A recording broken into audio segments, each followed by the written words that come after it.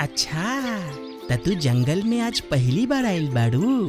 तबे हम सोचत रही कि पहले तारा के कबो ना देखली। हम जंगल के बाहर एगो बूढ़ी अम्मा के साथे रही ना। हमार मन रहे कि जंगल आके नया दोस्त बनाई। तू यहाँ आके अच्छा कइलू पिंकी, तहरा से मिल के बहुत अच्छा लागल। चला तू अब हमनी साथे खेलल शुरू करा। ई सुन के पिंकी बहुत खुश हो गई और फिर उन लोगन के साथ खेले लागल। दूसरा तरफ बूढ़ी अम्मा जाग गल रही और पिंकी के घर में ना पाके वो परेशान हो गईली। कहीं पिंकी जंगल में त चल ना गईल। अब त रात भी होखे वाला बा। अगर अंधेरा होखे से पहले ओकरा के ना ढूंढनी तब पता ना जंगली जानवर होकर का करी हंसा। कह के बूढ़ी अम्मा बिना अपन जान के परवाह किए जंगल की ओर चल गईली।